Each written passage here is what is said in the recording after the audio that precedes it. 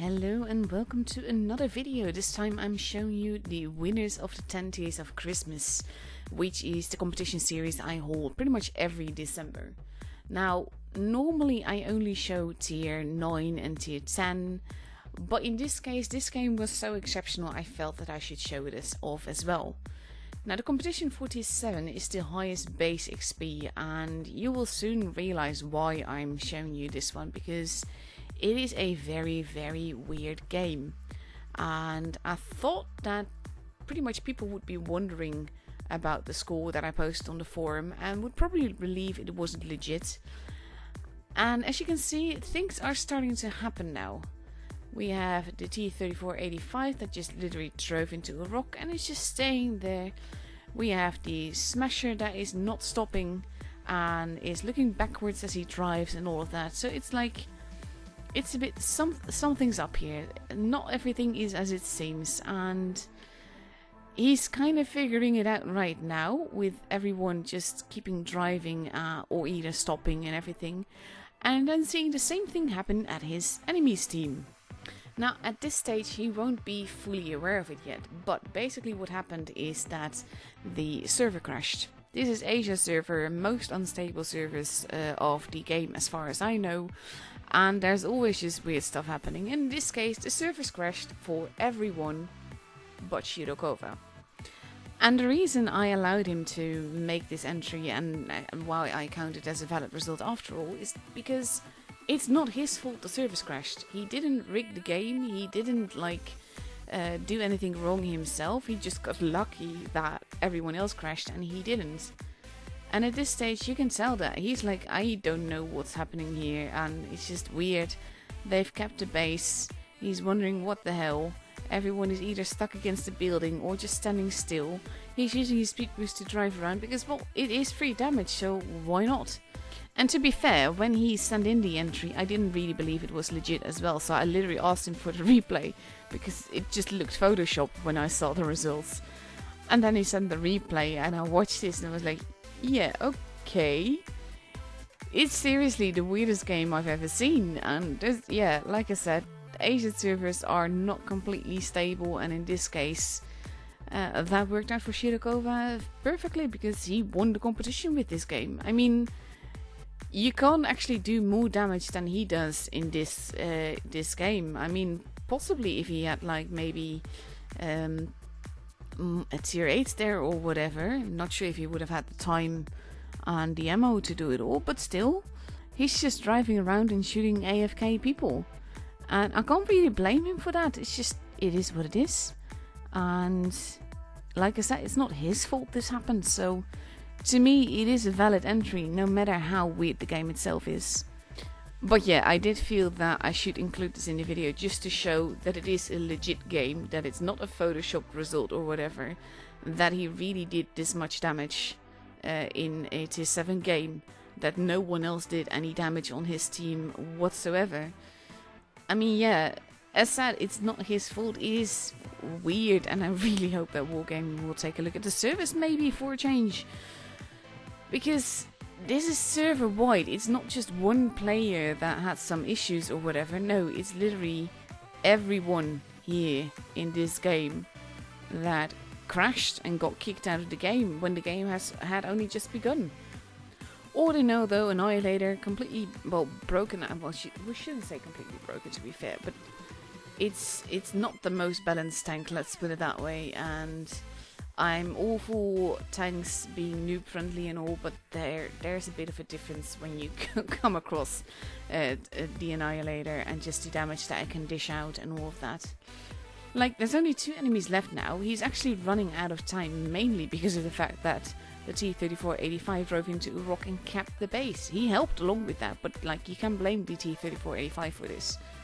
And he doesn't actually know where the last guy drove off to, because right now he's just killing this guy and his speed boost is still reloading, so to speak, and he kind of has to find the other guy. There's not that much time for it. So right now he's just going to have to drive around and see where the last guy is most likely to pop up on, based on tank type and all of that. So he heads towards the base A area, which is the most likely, because otherwise he would have encountered him by now, you'd think. So he's just driving around, enjoying the scenery. I do actually love Normandy, but I can understand the stress here, because you've got 6 skills, you've got incredibly epic damage, and you're at about 900 points here, and you kind of have to win. You will win, but like there's a whole tank out there somewhere that still has HP for you. So I can understand what he must have been feeling at this point, because this would have been frustrating for anyone. But there he is, and he actually woke up. I like that he's actually targeting him as if his team is actually awake as well. So he shoots him, and he kind of just has to reload. He doesn't have that much time. And the Type 62 isn't even shooting at him, he's shooting at the AFK, as if the Annihilator isn't going to be murdering him anytime soon. Which is kind of funny, not gonna lie. So now the Type 62 is a one-shot, and we're at 8k damage in tier 7, which is completely insane. He's bouncing on the Annihilator, he wants to stay alive, and you kind of have to hope for the Annihilator right now, because you just want him to get that res. And it's so close, and he really wants it, and he still gets it, and it is a perfect ending to a perfect game, not gonna lie. It's weird when the servers crash and you're the only one there, but it's not rigging the game, because it's not your fault. But 8,176 damage in tier 7 is just completely weird. But yeah, like I said, it's a legit game, not his fault the servers crash, so it counts and he wins tier 7. So onwards we go to tier 9, which is the next sort of like big tier to show off. And usually I just show tier 9 and tier 10 as I said, but that tier 7 game definitely deserves showing as well. So we have Fusilier going towards the desert here in his 11114.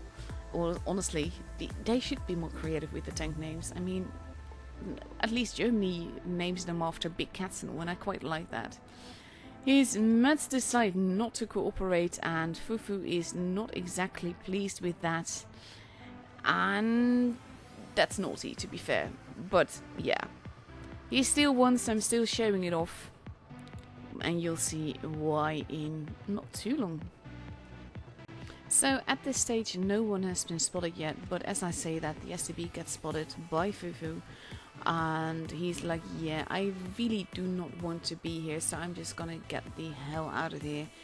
Which, to be fair, is a good call on the SCP side, because as you can see, pretty much the whole green team is over here. Now he is remaining there, so he's spotting, which means that he's got people behind him. There's a few people in the town, but overall, you know that there's gonna be campers somewhere, and they got some big TDs. So we got some nice burn damage there, along with engine damage. And at this point, nothing much is happening, and well, at least spawning damage wise. I mean, like I said, it is an assisted damage competition in tier 9. So it's all about getting the assisted damage, which so far he's not really been having much of. So they go after the E1 next, and Leo actually not allowing him to shoot and then blocking his shot, which for me that's one of the things that can really piss me off. And with the E1 gone and knowing that there were 2 tanks on the other side that are likely going to pop up over the rails, Fufu is relocating, but then the Death Star is spotted and he wants to get a shot into him as well, which he does, while at the same time spotting the guys on the other side. He does take some damage for that, but there's 3 guys there, and this is where the assisted damage is basically coming from, because that's a nice spotting ammo rack. That helps a lot with assisted damage, not gonna lie. But he's like in a pretty good spot for where they are. I mean, you know that the Death Star is still on the other side behind you somewhere, but he's not going to be picking up and over anytime soon, knowing where the greens are. So the Emo 2 takes out the 140. We have the Yege over there, and Fufu's just casually getting a shot into him. But this is the thing, he's playing it patiently. He's not eager to peek out, and it is 4 versus 4. Anything can happen. And he's just steadily keeping people spotted and trying to make sure that his team wins. That's another 1k assisted damage added to the whole call of it, which is just, it's lovely. I love games like this, where you get so much assisted damage, basically for being in the right spot at the right time.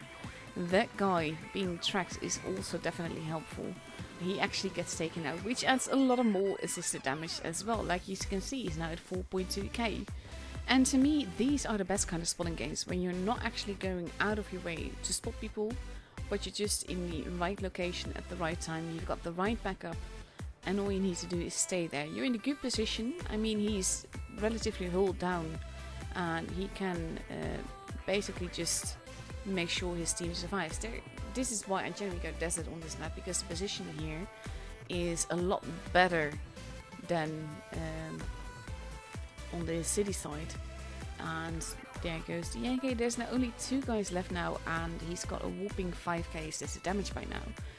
Which of course is the reason that we're here, because like I said, he won the tier 9 competition, which is assisted damage. So with the Yege dead and him still having a relative good amount of HP, he can just push in and see if he can kill off the Death Star on that side without his team having to pick up and over. But as he crosses here the bridge here, he actually finds the last guy, who is seemingly AFK. So that's like a very casual, let's just kill him. So overall, he's bounced a bunch of damage. He's done quite good damage himself.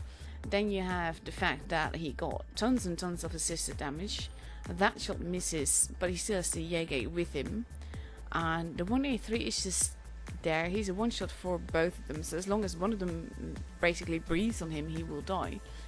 But Fufu is playing it carefully, because the DS can technically one shot him, and you want to avoid doing that, because you never know whether your 183 will be able to kill him off. So with the proxy spot there, he just casually, this was just like lovely. The 183 tracks him, does no damage. The enemy 183 misses, and Fufu casually kills him off. So that's a very epic game. Of course it's an ace with this damage, the kills and the assisted damage.